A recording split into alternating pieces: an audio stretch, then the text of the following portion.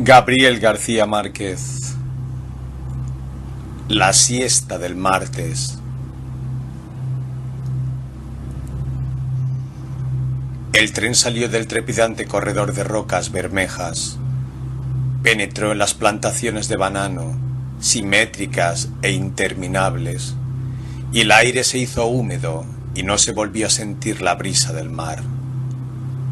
Una humareda sofocante entró por la ventanilla del vagón. En el estrecho camino paralelo a la vía férrea había carretas de bueyes cargadas de racimos verdes. Al otro lado del camino, en intempestivos espacios sin sembrar, había oficinas con ventiladores eléctricos, campamentos de ladrillos rojos y residencias con sillas y mesitas blancas en las terrazas, entre palmeras y rosales polvorientos. Eran las 11 de la mañana y aún no había empezado el calor.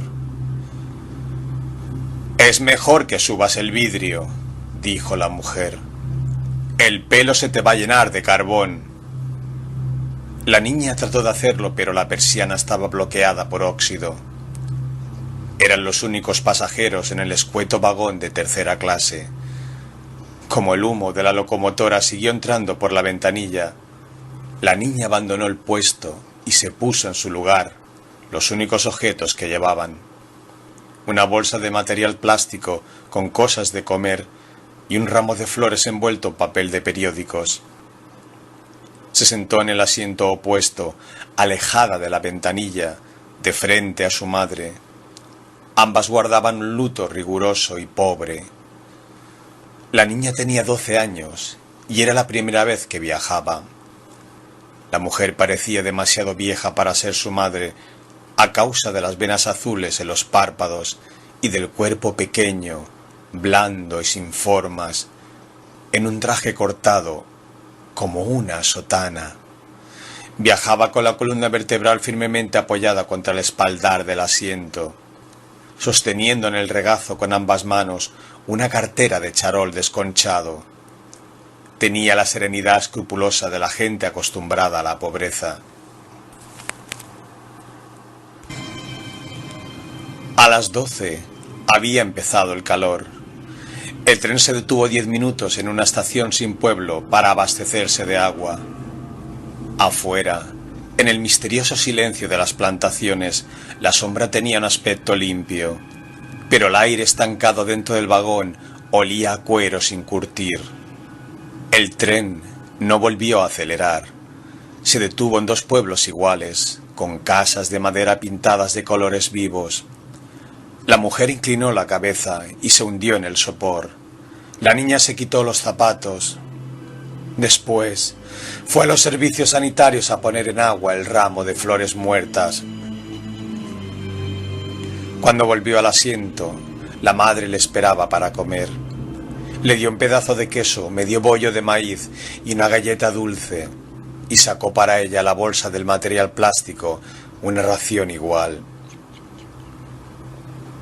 Mientras comían, el tren atravesó muy despacio un puente de hierro y pasó de largo por un pueblo igual a los anteriores, solo que en este había una multitud en la plaza. Una banda de músicos tocaba una pieza alegre bajo el sol aplastante. Al otro lado del pueblo, en una llanura cuarteada por la aridez, terminaban las plantaciones. La mujer dejó de comer. «Ponte los zapatos», dijo. La niña miró hacia el exterior. No vio nada más que la llanura desierta, por donde el tren empezaba a correr de nuevo, pero metió en la bolsa el último pedazo de galleta y se puso rápidamente los zapatos. La mujer le dio la peineta. «Peínate», dijo. El tren empezó a pitar mientras la niña se peinaba.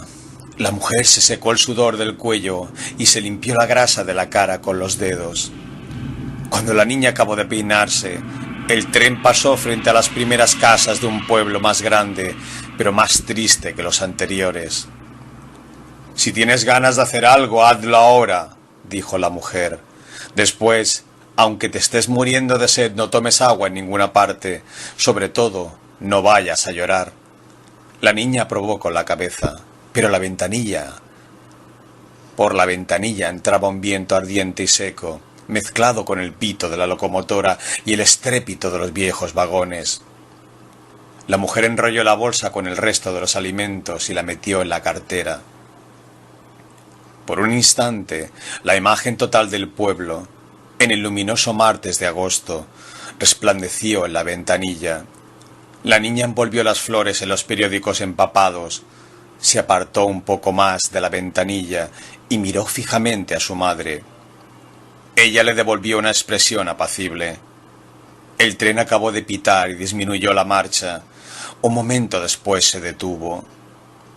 No había nadie en la estación.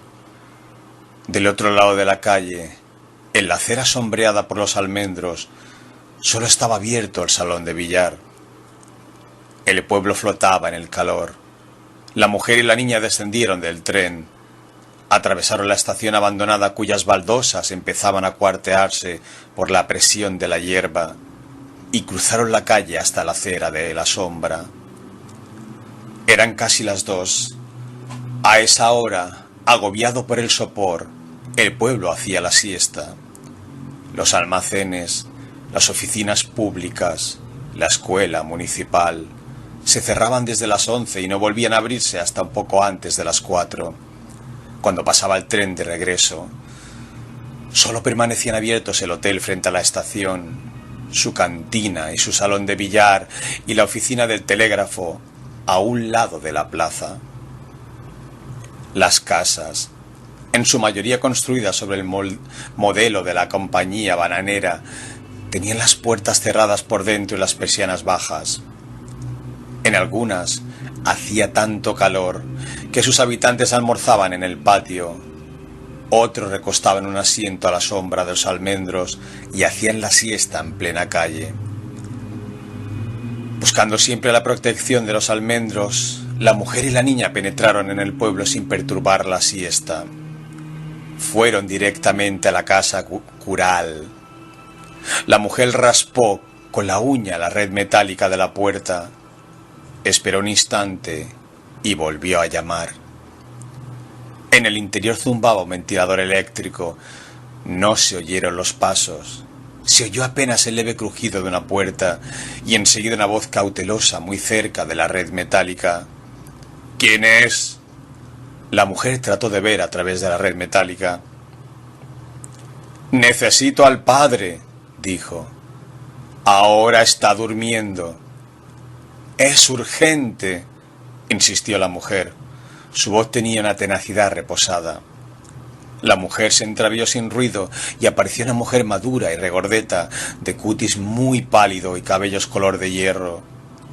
Los ojos parecían demasiado pequeños detrás de los gruesos cristales de las lentes.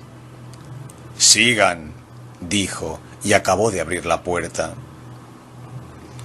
Entraron en una sala impregnada de un viejo olor de flores. La mujer de la casa las condujo hasta un escaño de madera y les hizo señas de que se sentaran. La niña lo hizo, pero su madre permaneció de pie, absorta, con la cartera apretada en las 2 manos. No se percibía ningún ruido detrás del ventilador eléctrico. La mujer de la casa apareció en la puerta del fondo. Dice que vuelvan después de las 3, dijo en voz muy baja. Se acostó hace 5 minutos. El tren se va a las 3:30, dijo la mujer. Fue una réplica breve y segura, pero la voz seguía siendo apacible, con muchos matices. La mujer de la casa sonrió por primera vez. Bueno, dijo. Cuando la puerta del fondo volvió a cerrarse, la mujer se sentó junto a su hija. La angosta sala de espera era pobre, ordenada y limpia. Al otro lado de una baranda de madera que dividía la habitación había una mesa de trabajo, sencilla, con un tapete de hule y encima de la mesa una máquina de escribir primitiva, junto a un vaso con flores. Detrás estaban los archivos parroquiales.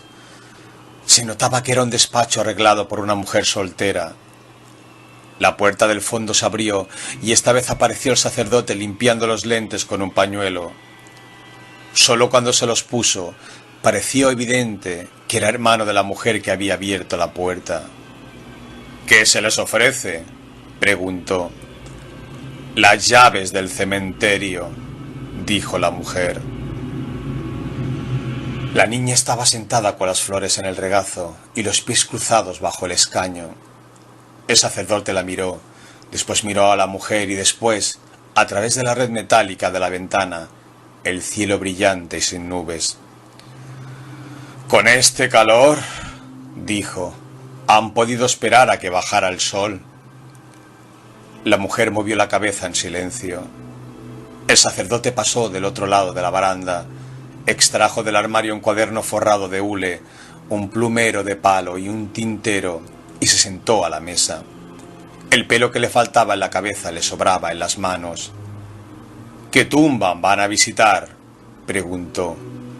—La de Carlos Centeno —dijo la mujer. —¿Quién? —Carlos Centeno —repitió la mujer. El padre siguió sin entender.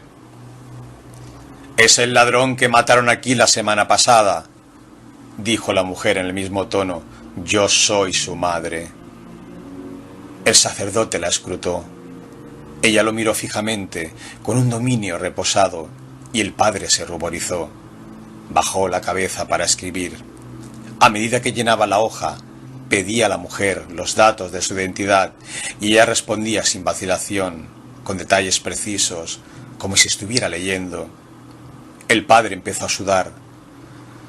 La niña se desabotonó la trabilla del zapato izquierdo, se descalzó el talón y lo apoyó en el contrafuerte.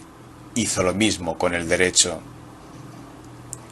Todo había empezado el lunes de la semana anterior, a las 3 de la madrugada y a pocas cuadras de allí. La señora Rebeca, una viuda solitaria que vivía en una casa llena de cachivaches, sintió a través del rumor de la llovizna que alguien trataba de forzar desde afuera la puerta de la calle. Se levantó, buscó a tientas en el ropero un revólver arcaico que nadie había disparado desde los tiempos del coronel Aureliano Buendía y fue a la sala sin encender las luces. Orientándose no tanto por el ruido de la cerradura como por un terror desarrollado en ella por 28 años de soledad, localizó en la imaginación no solo el sitio donde estaba la puerta, sino la altura exacta de la cerradura. Agarró el arma con las dos manos, cerró los ojos y apretó el gatillo. Era la primera vez en su vida que disparaba un revólver. Inmediatamente después de la detonación no sintió nada más que el murmullo de la llovizna en el techo de zinc. Después percibió un golpecito metálico en el andén de cemento y una voz muy baja, apacible, pero terriblemente fatigada. ¡Ay, mi madre! El hombre que amaneció muerto frente a la casa, con la nariz despedazada, vestía una franela a rayas de colores, un pantalón ordinario con una soga en lugar de cinturón, y estaba descalzo. Nadie lo conocía en el pueblo. —De manera que se llamaba Carlos Centeno —murmuró el padre cuando acabó de escribir. —Centeno Ayala —dijo la mujer—, era el único varón. El sacerdote volvió al armario. Colgadas de un clavo en el interior de la puerta había 2 llaves grandes y oxidadas.